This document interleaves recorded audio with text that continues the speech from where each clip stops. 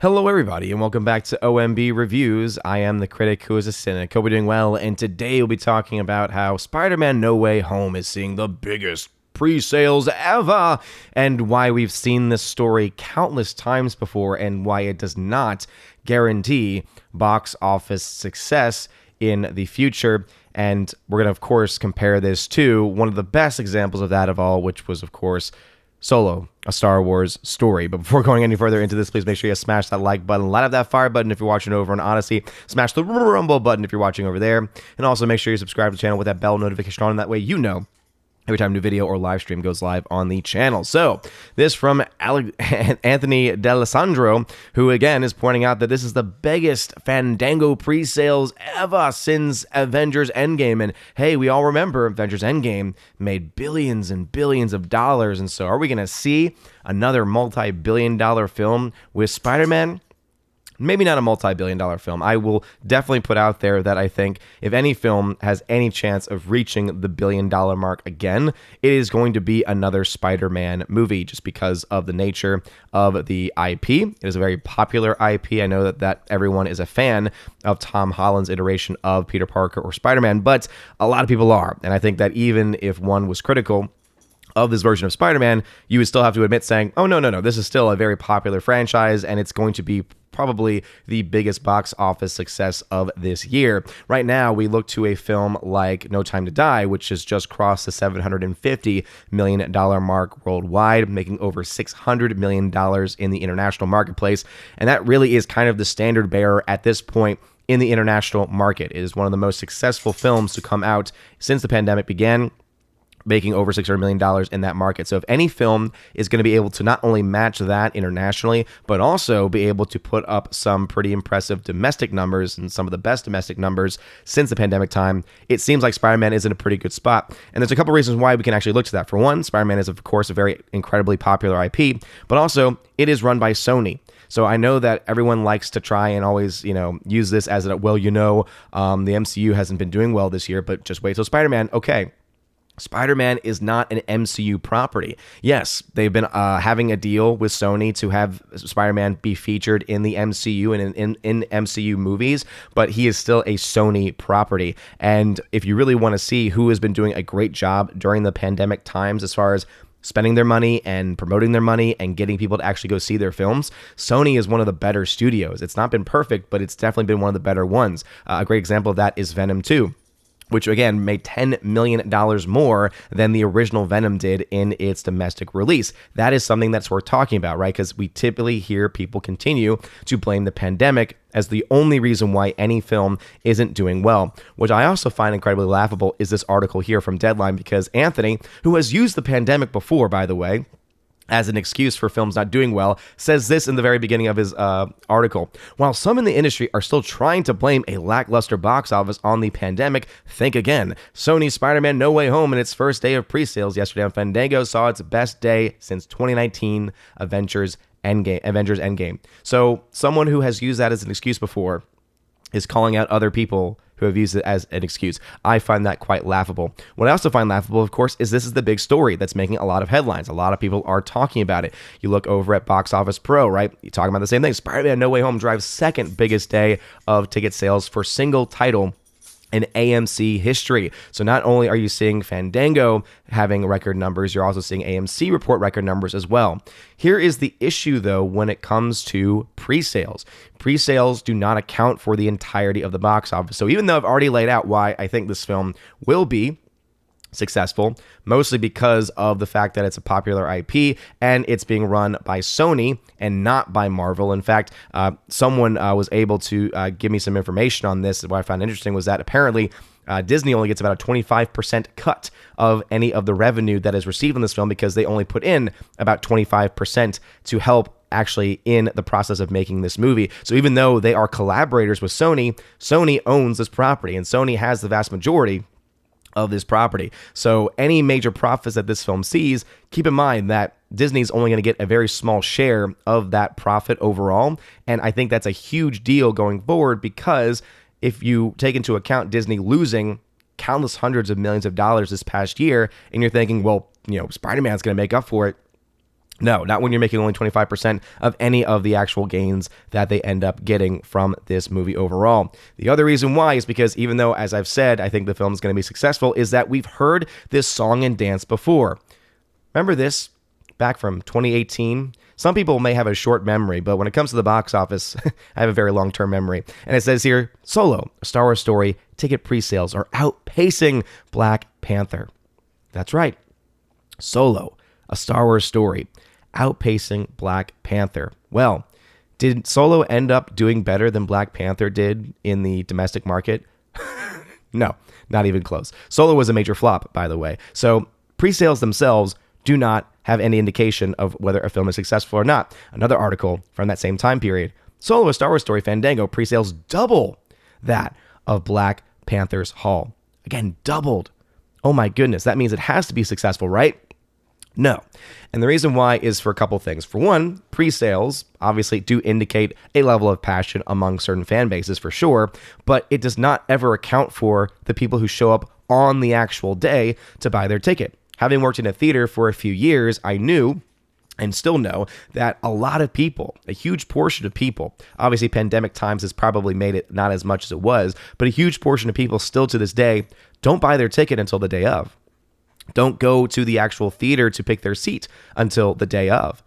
You know, we obviously during pandemic times have been pushed more and more to pre-buy our tickets, and we have so many theaters, countless theaters, especially AMC's, which are the biggest chain in the country, which have been pushing more for reserved seating and et cetera, which again makes it more easy and makes it more palatable and makes it more of a driving force for us to pre-buy our tickets. But a lot of people still just wait until the day of to go see a movie, especially with theaters that still have non-reserved seating where you just, again, buy your ticket the day of, show up as early as you want, and then try and get the best seat possible that you can get. And so because of that very reason, we cannot just rely on pre-sale numbers because it does give us some indication of the overall passion that might be experienced by a fan base, but it does not guarantee any type of financial success. So again, Solo was doing so much better than Black Panther. It was outpacing Black Panther in every single way. So let's go ahead then and try and see if we can do a little bit of some live breakdowns here. Now, of course, as soon as I do this, you're going to see that this movie, for some reason, is not going to want to populate as it is, but we'll go ahead and do it live anyway, because that is what we do here on OMB Reviews. We try and show things as they actually are. And so, Black Panther, right? This film made $700 million domestically. So if we were going to use the logic that they were trying to use, right? Solo, oh my goodness, it is outpacing Black Panther. Oh, it doubled Black Panther. You would expect it then to do better than Black Panther did at the domestic box office. Did Solo make $700 million at the domestic box office? For those that don't remember, no. No, it did not. It did not even get close to that. So let's go ahead and pull this up now, because this now should hopefully be able to pull it up correctly. So let's go ahead and type in Solo, a Star Wars story. All right. So again, remember those stories. And these are films that came out during the same year. So it's a very fair comparison, to say the very least. All right. We talked about what do these films make overall. Well, production budget-wise, Solo cost an incredibly high amount of money. Okay. It was pacing ahead of Black Panther, right? It doubled Black Panther's pre-sale numbers. And what did it do opening weekend? $84 million. $84 million. That's actually something that we would have seen a lot more commonly during these pandemic times. What did Black Panther make opening weekend? 203. What was the end result of Solo, a Star Wars story? 214 million. What was Black Panther's? 703. Not even close. The end result of Solo, $395 million, while Black Panther's was $1.3 billion. So the point of what I'm trying to say here is that pre-sales are not a good indication of whether a film is going to make money or not, and this is a great example of why that is the case. However, we do still need to look at what is being projected for this film. This does not mean that Spider-Man is going to be a flop. This does not mean that Spider-Man is not going to be the biggest film of the year. What I'm mainly trying to point out is that it drives me nuts when these sites try and drive home these narratives of, oh man, this film is going to be the biggest ever because of pre-sales, when I've just proven to you that pre-sales don't mean jack. Really don't mean jack at the end of the day. Because if Solo was doing better than Black Panther and was pre-selling better and was doubling the standard of Black Panther, right? If Solo was doing that well, then why did it do so poorly in comparison to that film in its opening weekend and its entirety of its domestic run? Again, there's so many other factors that have to be taken into account. And so that's why anytime you ever see a headline that talks about pre-sales, toss it out right away because it means nothing. What does mean something is what the tracking of films is going. And this is not just based on pre-sales. It's based on a lot of different metrics. It's based on, in part, pre-sales, but it's also based on social media response. It's also based on the number of views on various trailers and just, again, general word of mouth, etc. And that is where a lot of these films tend to get a lot of their projections from. Right now, Spider-Man No Way Home is expected to make north of $100 million in its opening weekend, which will be, again, one of the best of the pandemic era, no doubt about it.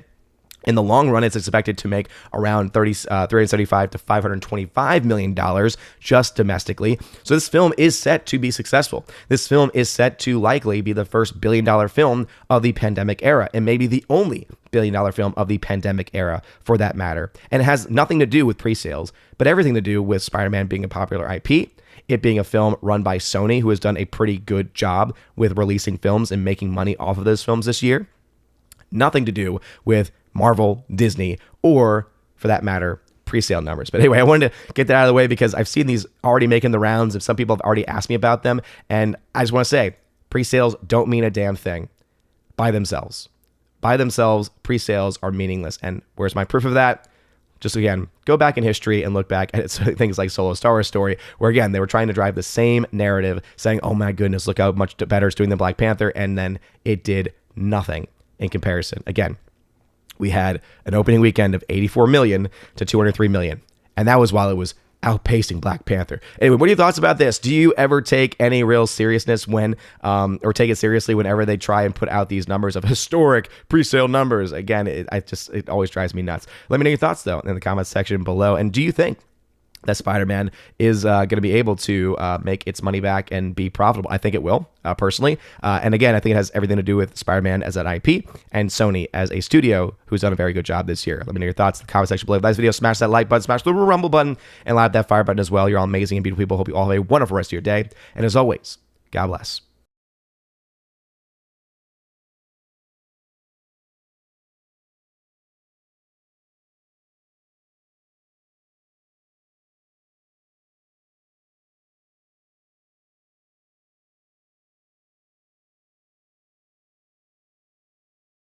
And now for a huge shout out to all of my November Patreon, Subscribestar, and Locals members. Starting first off with Patreon, Andrew Hoyle, animation commentator, Brandon, Brian P., Christopher Bowman, Dolores Ed, Dion, Father Christopher Miller, hail to you, Father, Father Damian Cook, Garrett Searles, Harold Francis, Inflamed Wood, Jacob the Juice, JC, Jeffrey Toon, Joe Horn, Jonathan Carney, Gomer Kyle 79, Laura the Modern Major General Story, Mike Jackson, Mad Mitch Dunaway, Mondo Spieler, Mr. Peabody, On to June, Orange Hat Reviews, Out of Step with Reality, Priscilla Hall, Rosetta Ullen, Stan Andrian, Teresa Martin, Theodore Bendon, Tina Bojan, and Tina B, the Empress of the Universe. And a shout out to my Subscribestar members, UAB, Mad Dog, Storm Tracker, The R, Fast Reaction, Nosferatu Gatsu, Stan 4, John B, Perpetual Punster, Mr. Roy, Glinzer, J, Alex McCarthy Jr., Dean Heiss / the new number 2, and J Rod, the Beer Guru, and of course, ZK Man. Thank you very much for supporting me over there. And to my 3 supporters over on locals.com, Kara Tharp, Bifford a Hobbit, and Robert Barnes. You guys are all amazing and beautiful people. And if you want your name shouted out at the end of every live stream and every video I do on the channel, check out that top link in the description below to find out how to sign up to the various levels that exist, including the most basic level where you get a shout out, the secondary level, the Army of Asgard, where you get that, plus access to a giveaways exclusive server where I give away things like 4Ks and Blu-rays and digital codes.